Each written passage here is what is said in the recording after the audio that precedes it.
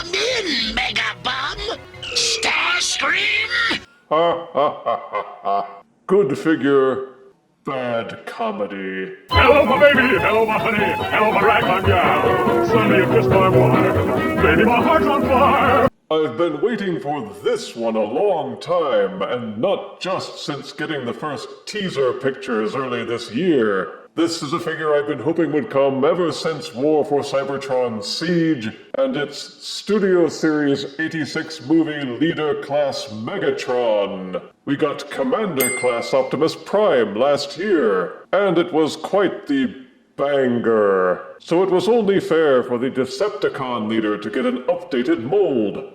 Having slogged through well over a dozen repaints of its War for Cybertron era Voyager mold, no real need to go into his backstory. I mean, hey, it's Megatron, Decepticon boss, and one of the major, if not the major villain characters of the early 80s cartoon shows. In the 86 movie, he was in the first act, attacking Autobot City, killing Optimus Prime, then getting rebooted by Unicron to become Galvatron. But his Megatron persona was the first, and will not be ignored. See the figure in its bewindowed box, and you can tell just by looking that this is one of the leader class figures that has at least twice as much box as it needs, with plenty of extra space. There's starkly lit artwork over here, wrapped over, showing only his arm on the side panel. Both modes are pictured on the back,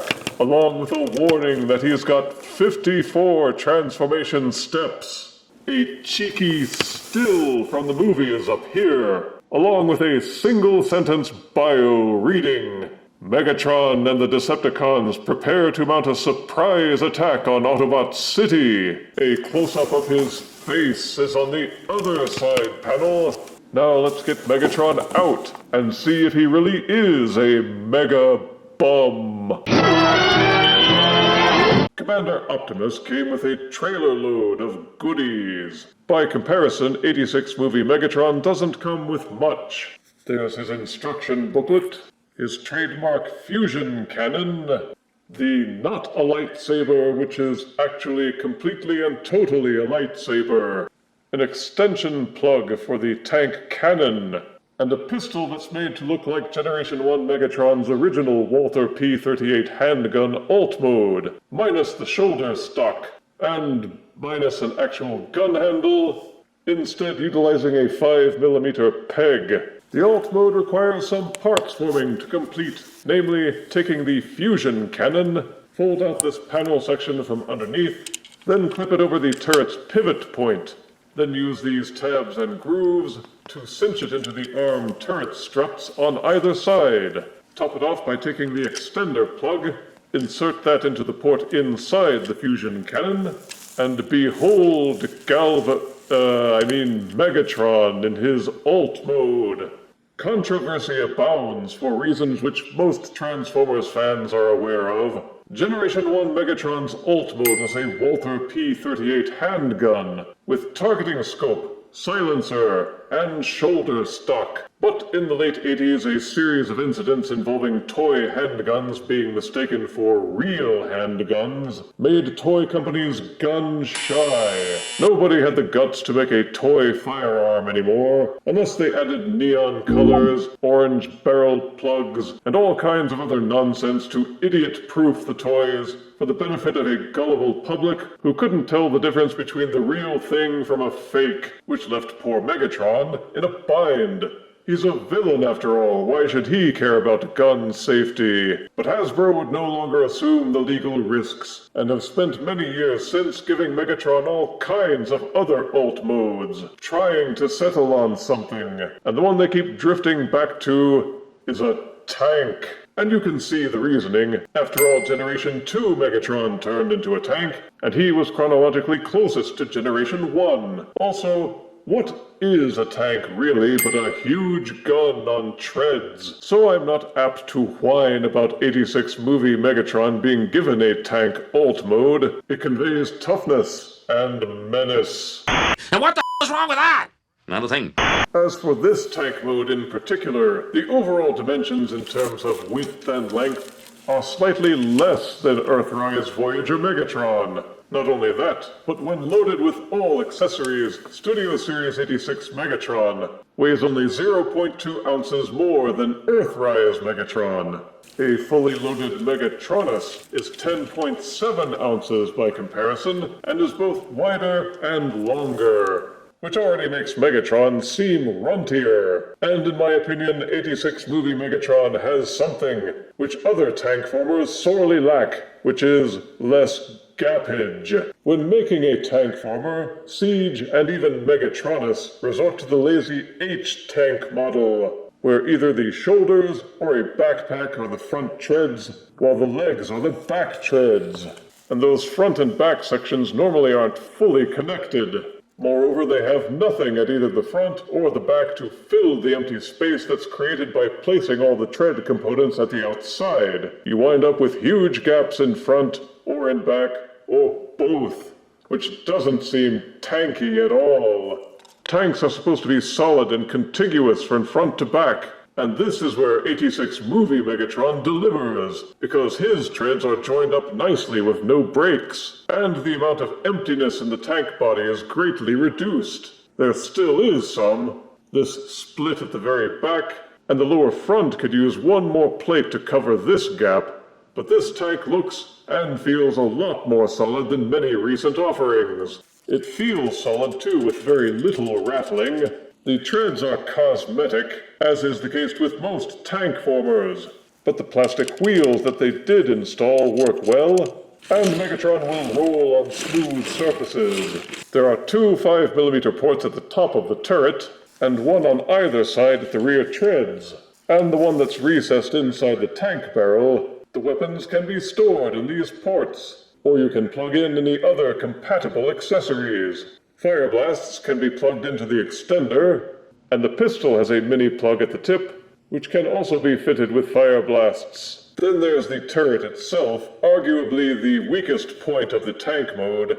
It's made the same general way as the Siege Earthrise mold, with the robot arms forming struts at either side, into which the cannon is pegged. Both Earthrise and Siege use the same exact model.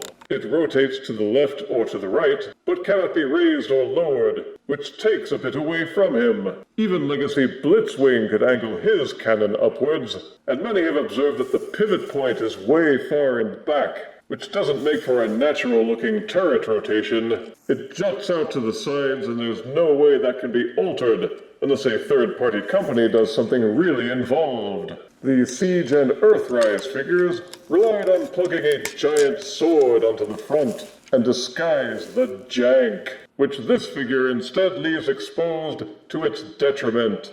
It has only the extender plugged into the front, but given the odd placement of the pivot point, it's almost better to leave the cannon stubby and plug the extender into another open port. That at least reduces the amount of jutting if you rotate the turret sideways. 86 movie Megatron is made with flat gray plastic instead of Generation 1 shiny chrome. And let's be frank, if they tried shiny chrome on him now, he'd be covered with nicks and scrapes inside of a week. The mirror gloss is pretty, but not very practical. And the gray is more or less animation accurate, because the people making the cartoon couldn't do chrome either. There's the Decepticon tamped badge. Some parts are done in an almost black dark gray. Then there are these chameleonic panels at the back, which look green or blue-green, and which constantly shift around depending on what kind of light you're using. It's not nearly as greebled as the Siege mold, or even Leader Combiner Wars, but any more detailing and the purists would probably say it was detracting from Generation 1 purity. All in all, it's not a bad tank former. A more balanced pivot for the turret, maybe another parts-forming piece to fill out the front, and it could have been much better.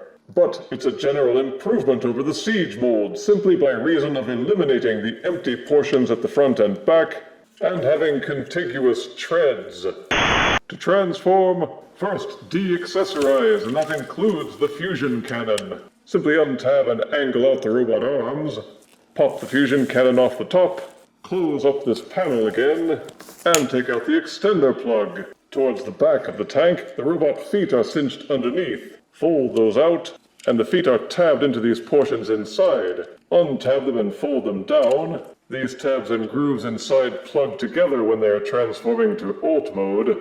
Take the back of the tank turret. They are pegged into these color-changing panels. Just raise it up a little bit to untab them. They will angle and tilt up. Doing all that will release the treads. The treads are tabbed securely into the sides at 4 points. There are tabs and grooves here, and in the middle, and at the back. Just untab and swivel them both back. Each tread set has some pretty nifty engineering in it. In the middle there's this panel that holds them both together. Nudge it loose and fold it down. Spudge these panels apart if you have to, but split them open, then take the very end of the tread, fold it in, and reclose to compact them. This must be done at both the front and the back of the tread. Then with this center panel flipped up and the edges compacted, fold and collapse them together. You will see this little nub at the back of the center panel. It tabs in here to hold it all together. And then, as you can probably guess, it folds in and tabs here. There's a double hinge at the outside. Use that to cinch and line everything up, and it should line up and plug in nicely. Turning it over again, you can see that these become the front shin plates and the feet. There's a double hinge set here that folds the whole thing forward. There's a little tab here, a little groove on the inside. Use this double hinge set to flatten it out, which should get everything aligned. Once the shins are tabbed in place, the robot ankles can be folded and pushed down to round out the robot legs. It's the trickiest part of the transformation, getting everything tabbed in just so that these panels don't fly off. These sections of the turret are tabbed together. They untab and pull apart. Then there's a triple hinge set to accordion them and splay them out. The instructions have you rotating the forearms here and there and everywhere, but it's better to just put all that off until you've finished with the body. Rotate the entire arm turret section backwards. This will give you clearance to start to fiddle and fuss with all this. The upper and lower body are hinged to fold the tank portions up. The robot pelvis has this tiny groove, and there's a corresponding tab way up on the inside of the abdomen. When transforming to alt mode, these double hinges down here fold up until that tab and groove come into alignment and hold the tank portions together. To transform to robot mode, just lift them up and it separates the tabs, allowing you to fold this section down. At the back of the robot legs, the hip skirts are tabbed into the robot thighs. Untab and lift them up, then angle them out, then fold down the robot legs, and fold down the hip skirts. This leaves the inner portions of the abdomen kind of folded up in a weird way. This part, which was the front wheel of the tank, has 2 tabs here, with 2 grooves here. Those fold and clamp down, give the waist a 180-degree twist. The top of the robot chest untabs. Once it's folded out of the way, you can see the robot head. Rotate it out, invert for the dramatic head reveal. At the front of the robot chest, there is a secondary panel which folds down and underneath. There are tabs and grooves here, tabs and grooves here. Those all line up and push together. And how do you keep this abdomen thing from flapping backwards? Well, that's what this panel here is for. There's 2 tabs here, fold it up, clamp it shut, and the abs flop no more. Ooh, but what about these arm sections? There's a hinge set here which will allow you to totally invert this section. To make it shorter, there's also a hinge back here, allowing you to collapse even further. Make sure these are splayed out a little. It should fold and push in. Then you can see that these portions which were the back of the turret need to be folded inside the chest cavity. There's this little extension here which slides underneath. It clicks in place. Then the arm can be folded down. Repeat for both sides. And then you can turn your attention to the fiddly parts of the arms. Spread them out a little to give yourself some space. Make sure that this tabbed portion is up on top. Split the arm apart. There are 2 folding panels. Make sure that the flat side is rotated inward to give yourself some clearance. Invert that entire section. fold the robot fist out from inside, and then using these tabs and grooves, clamp the whole thing back shut. And then, movie leader Megatron is ready for action. In the '86 cartoon and the movie, Megatron spent most of his time in robot mode, so it's not surprising that the engineering of this figure revolves primarily around his appearance as a robot. There is no soft rubbery plastic, there are no ratcheted joints, but all of the points of articulation feel nicely tight without being so tight that you have to use excessive force. The overall feel of the figure isn't quite as solid as Commander Optimus was. There are some parts, particularly on the shins and the forearms, which don't seem to tab in as solidly. The front shin panels especially will pop loose with annoying regularity unless you cinch everything in just right, and even then it's kind of iffy. He's also not as heavy as Optimus Prime. Even loaded up with all his accessories, Megatron is 7.4 ounces compared to Optimus Prime's 8.2. But they did make him a little taller than Optimus in robot mode, so I guess that makes up for it. If you're the type who likes to keep score with such things.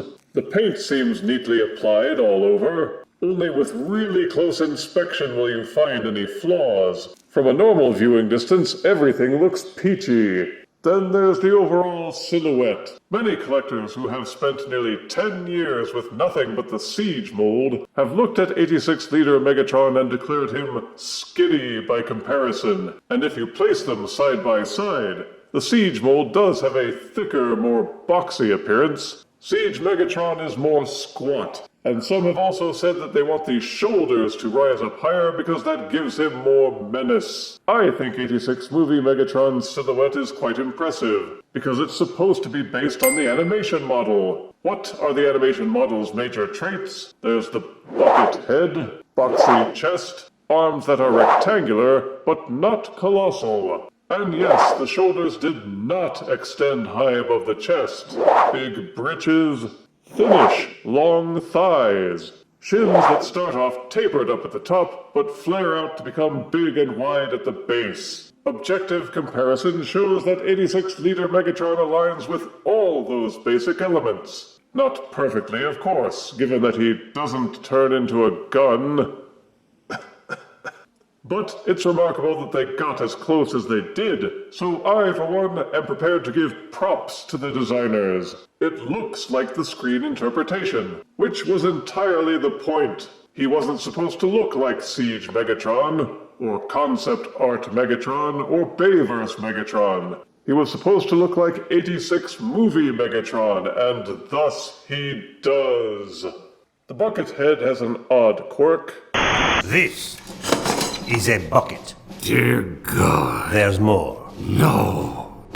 From the front, it looks very Generation 1 accurate without any of the derpiness that came with Earthrise Megatron. But look at it from the side and it will seem as if this video was brought to you by the letter L, with the front being quite flat and the back sticking out. As for features, there is one 5mm port on each forearm. There are two on his back, and a 3mm port on his backside for use with figure stands. If you have any that will support 7.4 ounces of weight, you can shuffle any of his accessories into any of those ports to customize his loadout. You can also plug the weapons into his hands. Some care must be taken with the not a lightsaber, because you have to open Megatron's fingers, then clip the sword handle into his hand. You have to apply some pressure to get it to snap into place. So much so that I worry the thumb may snap off. Exercise caution if trying this. Or just do what I do and plug the sword into the port on his forearm. Or store it on his back, it's your choice really. The cannon extender is also meant to plug onto his back. The 5mm port can fold either direction on a very tight ratchet. Plug it into the appropriate port on his back, and it brings him even more in line with the animation model. This ugly gray clip that juts up from the top of the Megatron pistol is meant to be tabbed into this slot on his back for weapon storage. But I like to plug it into the top of the extender to use as a shoulder-mounted weapon. The hinges and ports make it so in this configuration, The pistol can be angled, rotated, and tilted even better than the tank turret. Plus, the pistol has that mini-plug to make it compatible with most fire blast accessories. The fusion cannon's 5mm port is recessed into the barrel, which works just fine when plugging in the extender, but it's too deep for any fire blast except for the thinnest ones. Those who are annoyed by the sculpting differences between this fusion cannon and the Siege version can swap them out no problem. Or you can just load him up with multiple fusion cannons, because why not? 86 movie leader Megatron comes topped with plenty of articulation. The head will do a full rotation. It will also waggle to the left and to the right, and forwards and backwards. The cuff at the back of the helmet makes it so that you can't lean the head too far back, sadly. Each shoulder does a full rotation and will splay outwards all the way, even with that little thingy at the top of his shoulder. Also, the transformation hinges allow for the shoulders to be squared both forwards and backwards. There's a full upper bicep swivel. Each elbow will bend over 90 degrees. The hands have a little bit of a tilt up and down. Each wrist will swivel. The extra thick pointy finger has 2 hinges, while the 3 fingers underneath it are mittened together, also double hinged. Rejoice in full waist rotation. Hip skirts that can be angled up and down, and also nudged backwards. Whatever is needed to articulate the legs. Each hip will kick up this far before bumping into the pelvis, and also extend all the way back. His legs will kick fully out to the side. There's an upper thigh rotation. Each knee will bend back slightly over 90 degrees. Each big toe can be tilted down. The ankles will tilt from side to side, and you can extend out the ankle, which allows the feet to tilt up and down. You can do squats, jumps, even kneeling poses. The ankle poses allow for great articulation, providing you can keep the shins from popping out. An ab crunch would have been the crowning touch. The posing level is well on par with concept art Megatron, and even better than RED Megatron. Standing nearly 7.5 inches, here is Studio Series 86 leader Megatron, next to third-party Romulus, Siege Voyager Netflix Megatron, Core Kingdom Generation 2 Megatron, and Legacy United Generation 1 Universe Deluxe Optimus Prime. How did he get in there? Bottom line, should you pick up a copy of 86 movie Megatron? The answer is a firm perhaps. It will largely be determined by whether you're a fan of Generation 1 Megatron's screen appearance. If so, then this figure is as close to masterpiece level as you can get, outside of an actual masterpiece figure, which have problems of their own. Collectors have long been divided into camps, with those who like collecting multiple versions of the same character, and those who think they only need one figure per character. I quantify this figure as an improvement over the Siege mold. Having never had any romanticized attachment to the Siege Voyager, I was waiting a long time for something better. And it may be that I think this one is better simply because it's not another Siege mold revamp. I have little doubt that this mold will see several repaints. Probably a premium version with actual silvery paint, a Generation 2 version, a cel-shaded version, shattered glass version, maybe as many as the Siege mold got. Positives are a stellar robot mode. Good paint, good materials, a decent array of accessories, a transformation that's both complicated, but still simple enough to easily master after 1 or 2 tries. The alt mode fixes a number of issues I had with the Siege mold, and it scales perfectly against Commander-class Optimus Prime. The articulation is robust, allowing for plenty of action and leadership poses.